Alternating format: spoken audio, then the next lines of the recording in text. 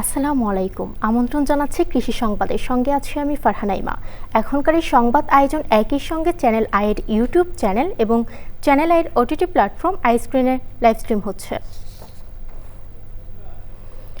বগুড়ার হাট বাজারগুলোতে প্রতিদিনই বাড়ছে শীতের সবজি সরবরাহ, সেই সাথে কমতে শুরু করেছে দাম। ক্রেতারা বলছেন কয়েকদিনের মধ্যেই আরও নিয়ন্ত্রণে আসবে শীতের সব ধরনের সবজির দাম। বগুড়ার প্রতিনিধি রৌফ জালালের তথ্যচিত্রে সাদিয়া ওমরের রিপোর্ট। শীত আসায় কৃষক প্রথম দিকে সবজির দাম ভালো পেলেও এখন অবস্থা তার বিপরীত।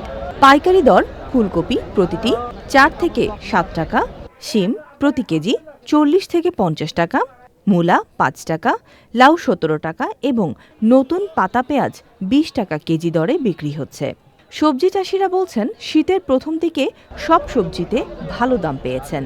সরবরাহ বাড়ায় এখন লোকসানের মুখ দেখতে হচ্ছে তাদের। কপিটা সব জায়গাতে উৎপাদন হচ্ছে বেশি, সংখ্যা বেশি হয়েছে। সংখ্যা বেশি হওয়ার কারণে বাজার কম, সারের দাম বেশি, কপির ওষুধের দাম বেশি, আমাদের ওখানে পড়তে হচ্ছে। গত সপ্তাহে 18 টাকা 17 টাকা বেচা গেছে, এখন 12 টাকা 11 টাকা পিস দাম কমে গেছে। আজকের বাজারের অবস্থা ভালো না।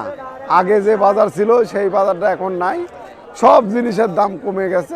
টিএসপি হলো 250 টাকা ধার, 300 টাকা 250 টাকা ধার, আর কপি হলে 100 টাকা মন।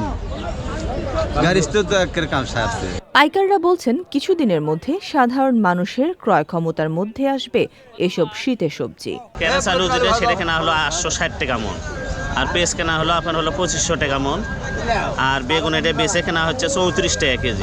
ফুলের বাজার হলো মনে করেন আজকে 150, সিমের বাজার 700 800, এই আলুর বাজার 1050 1100 1200 ওই রকমই।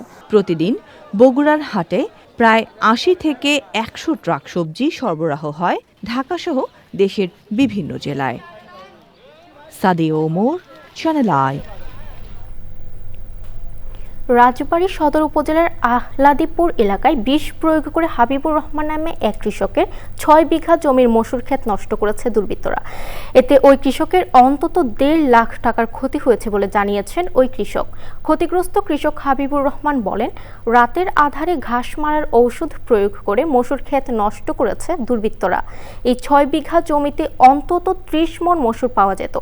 এ ব্যাপারে মামলা করবেন বলে জানান তিনি। রাজবাড়ী সদর উপজেলা কৃষি কর্মকর্তা মোহাম্মদ জনি খান জানান, বিষ প্রয়োগ করে কৃষকের মসুর ডাল ক্ষেত নষ্টের খবর পেয়ে মাঠ পরিদর্শন করেছেন কৃষি কর্মকর্তারা। এ ব্যাপারে তিনি আইনগত ব্যবস্থা গ্রহণ করলে কৃষি বিভাগ থেকে তাকে সব ধরনের সহযোগিতার আশ্বাস দেওয়া হয়েছে।